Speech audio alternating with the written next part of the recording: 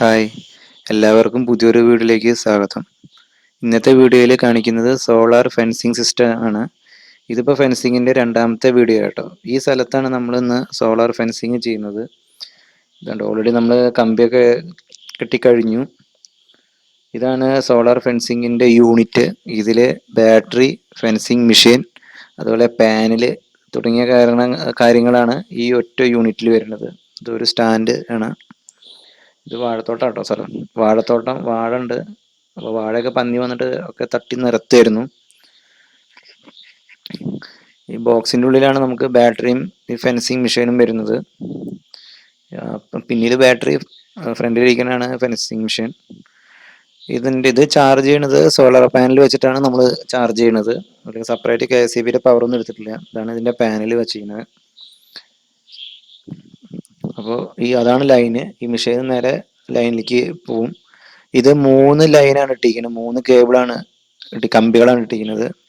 അപ്പോൾ ഓരോ സ്ഥലത്തിനനുസരിച്ച് 2, 3, 6 അതുപോലെ ചാടണ പറമ്പിലേക്ക് ചാടണ മൃഗങ്ങളെ അനുസരിച്ചിട്ട് അതിൻ്റെ ഹൈറ്റിലൊക്കെ വ്യത്യാസം വരും. നമ്മൾ കണക്ഷൻ കൊണ്ടുപോകുന്ന സ്ഥലം ക്ലിയറായി കിടക്കണം.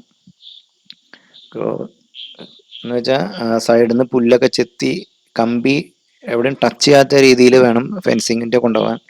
ഇത് നിങ്ങൾ കണ്ടറിയാം, കമ്പിവേലി ഉണ്ടായിരുന്നു ഓൾറെഡി ഈ സ്ഥലത്ത്. കമ്പിവേലി ഇട്ടിട്ടും കൂടി അതിൻ്റെ അടിയിൽ കൂടെ മുള്ളമ്പന്നി വരികയായിരുന്നു. അതുകൊണ്ടാണ് കമ്പിവേലിയുടെ പോസ്റ്റിന് താഴത്തു കൂടെ തന്നെ നമ്മൾ ഫെൻസിങ് കൊണ്ടുപോയിരിക്കുന്നത്. എന്ന് വെച്ചാൽ ഫെൻസിങ്ങിന് സെപ്പറേറ്റ് വെച്ചിരിക്കുന്നത്. സെപ്പറേറ്റ് ആണ് നമ്മൾ കേബിൾ ഇട്ടിരിക്കുന്നത്, അല്ലാണ്ട് കമ്പിവേലി കൂടെ തന്നെയല്ല. കമ്പിവേലി കൂടെ ഇടാൻ പറ്റാത്തത് എന്ന് വെച്ച് കഴിഞ്ഞാൽ ഈ പോസ്റ്റുകൾ ഇടയ്ക്ക് ബെൻഡൊക്കെ ഉണ്ടാവും. അപ്പോൾ എർത്ത് നല്ലോണം പോവാൻ അവിടെ ഒരു ഇതുണ്ട്, നനവ് വരുമ്പോൾ ഈ സിമെന്റ് കാലിന്. അതുപോലെ ലൈൻ കൊണ്ടുപോകുമ്പോൾ വേര് മെയിനായിട്ട് വരും, ചെടികളിലെ വേരൊക്കെ. അതൊക്കെ നമ്മൾ എന്ത് ചെയ്യണം, കട്ട് ചെയ്ത് കളയണം. എവിടെയും മുട്ടരുത്. നിലത്തുനിന്ന് മിനിമം ഒരു 10 സെൻറ്റിമീറ്ററെങ്കിലും ഗ്യാപ്പ് വേണം.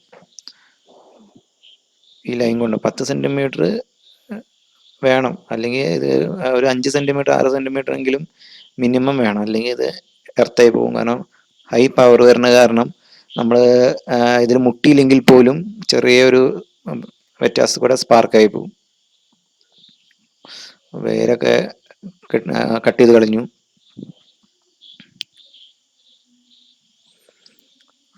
ഇതാണ് കേബിൾ കൊണ്ടുപോയിരിക്കുന്നത്. കേബിളൊക്കെ നല്ല രീതിയിൽ നല്ല ടൈറ്റിൽ വേണം കൊണ്ടുപോകാൻ, എവിടെയും ലൂസാവരുത്.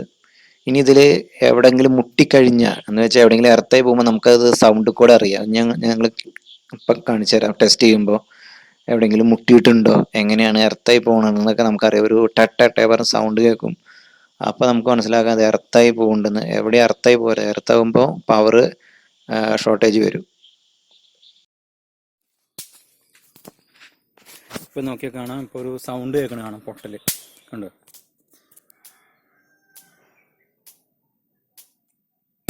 ഇവിടെയാണ് പൊട്ടണ്.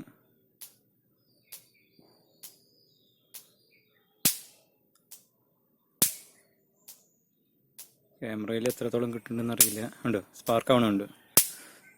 അപ്പോൾ കറണ്ട് അവിടെ എർത്തായി പോകുന്നുണ്ടെന്ന് അർത്ഥം. അപ്പോൾ നമുക്ക് ഇതിൻ്റെ പവർ അവിടെ കുറയും. എത്രത്തോളം എർത്താവാണ്ടിരിക്കണം അത്രത്തോളമാണ് നമുക്ക് പവർ കിട്ടുക. അപ്പോൾ അതിൻ്റെ അടുത്തൊന്ന് പോയി നോക്കാം.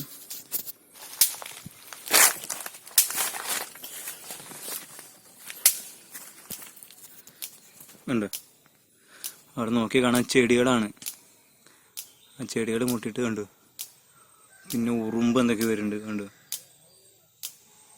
അതാണ് കണ്ടോ, സ്പാർക്കാണ്. നല്ല ഹെവി പവറാണ് വരുന്നത് കേട്ടോ. അതാണ് സ്പാർക്കാണ്. ഓക്കെ, അപ്പോൾ അതൊന്ന് ക്ലിയർ ചെയ്യണം. ഇത് നമുക്ക് ആ സൗണ്ട് കേൾക്കണം, ടേ പറഞ്ഞ സൗണ്ട് പൊട്ടുന്നുണ്ട്. നല്ല അസൽ പൊട്ടുന്നു കേട്ടോ. ഇതാണ് ഇത് ഷോർട്ടാവണം. അതുകൊണ്ടാണ് ഇവിടെ നല്ലൊരു പൊട്ടുണ്ട്.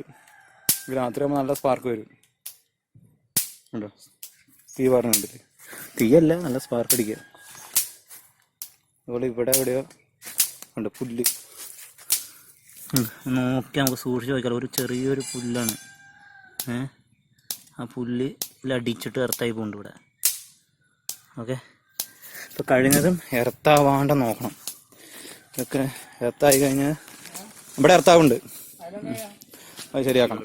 റെഡ് ആവുമ്പോൾ തീരെ ഇല്ല, എല്ലാണെങ്കിൽ കുറച്ച് മറ്റേ എർത്താവണുള്ളൂ.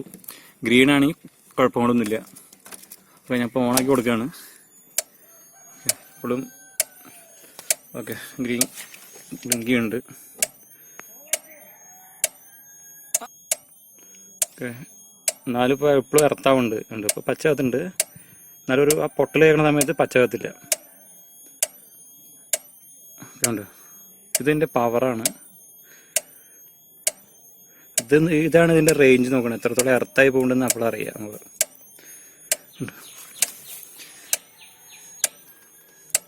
ഈ സൗണ്ടാണ് ഇതിൻ്റെ പൾസ്. ഈ പൾസിനനുസരിച്ചാണ്, ഈ സൗണ്ട് കേൾക്കുന്നതനുസരിച്ചാണ് പവർ പാസ്സാവണത്.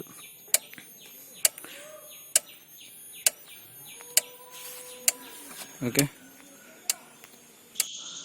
അടുത്തത് നമ്മുടെ ഫെൻസിങ് യൂണിറ്റ് നല്ലോണം ചെക്ക് ചെയ്യണം എപ്പോഴും. കാരണം എന്തെങ്കിലും കേബിളൊക്കെ എപ്പോഴും ചെക്ക് ചെയ്ത് നോക്കുക. അതുപോലെ അതിൻ്റെ ഓട്ടോമാറ്റിക് സെൻസറും കാര്യങ്ങളൊക്കെ നോക്കുക. അതുപോലെ സെൻസർ ഓൺ ആണോ കാര്യങ്ങളൊക്കെ ചെക്ക് ചെയ്യുക. അത് ഓരോ മെഷീനിലും ഓരോ പോലെയാവും. നമ്മുടെ കയ്യിൽ ഒരു ലൈറ്റ് ഉണ്ടാവും, അതൊക്കെ ചെക്ക് ചെയ്യുക. ഓഫാണോ അതോ ഓൺ ആണോ, അവിടെ കേബിൾ എന്തെങ്കിലും കട്ടായിട്ടുണ്ടോ എന്നൊക്കെ, ലൂസായിട്ടുണ്ടോ എന്നൊക്കെ ചെക്ക് ചെയ്യുക. അതുപോലെ ഇപ്പോൾ കുറച്ച് ദൂരെയുള്ള സ്ഥലത്താണെങ്കിൽ ഫെൻസിങ് യൂണിറ്റ് എപ്പോഴും നമ്മൾ ഒരു ലോക്ക് ചെയ്ത് സൂക്ഷിക്കുക, ഒരു സേഫ്റ്റിക്ക് വേണ്ടിയിട്ട്. കാരണം ചിലപ്പോൾ ഒക്കെ ദൂരെയുള്ള സ്ഥലം, ഇതൊക്കെ അത്യാവശ്യം ദൂരെയുള്ള സ്ഥലമാണ്, കാടിൻ്റെ അടുത്ത് കിടക്കുന്ന സ്ഥലമാണ്.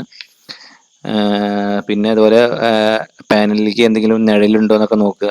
ഇവിടെ വല്ല നിഴലൊന്നുമില്ല, അത്യാവശ്യം വെയിലുണ്ട്, ബാറ്ററി ചാർജ് ആവാനുള്ള പവർ കിട്ടും. പിന്നെ അതുപോലെ ചുറ്റും കോൺക്രീറ്റ് ചെയ്തിട്ട് കമ്പി കൊണ്ടൊക്കെ കെട്ടിയിട്ടുണ്ട് നമ്മുടെ യൂണിറ്റ്, ഒരു എർത്തിങ്ങിന് വേണ്ടിയിട്ട്. പിന്നെ പുല്ല്, കേബിൾ പോയ സ്ഥലം പുല്ലുകൾ ഉണ്ടോയെന്ന് നോക്കണം. പുല്ലുകൾ കഴിയുന്നതും വൃത്തിയാക്കുക. ഈ സാധനം വെച്ച് പറഞ്ഞിട്ട് കാര്യമില്ല, ക്ലിയർ ചെയ്യുക. പിന്നെ ഇത് റോഡ് സൈഡിലായതുകൊണ്ട് നമ്മളൊരു വാർണിംഗ് കൊടുത്തിട്ടുണ്ട്. ഇതിപ്പോൾ മുന്നിൽ ഇതിൻ്റെ റോഡാണ്, അപ്പോൾ ഇതിൻ്റെ സോളാറിൻ്റെ പവർ കൊടുത്തിട്ടുണ്ട്, ആരും തുടരുത് പറഞ്ഞിട്ട് വാർണിംഗ് കൊടുത്തിട്ടുണ്ട്. അതും ചെയ്യുക, ഒരു സേഫ്റ്റിക്ക് വേണ്ടിയിട്ട്. വീഡിയോ കണ്ട എല്ലാവർക്കും നന്ദി. വീഡിയോ ഇഷ്ടമായി കഴിഞ്ഞാൽ ലൈക്ക് ചെയ്യുക, ഷെയർ ചെയ്യുക. എന്തെങ്കിലും സംശയം ഉണ്ടെങ്കിൽ കമൻറ്റ് ചെയ്യുക. Thank you.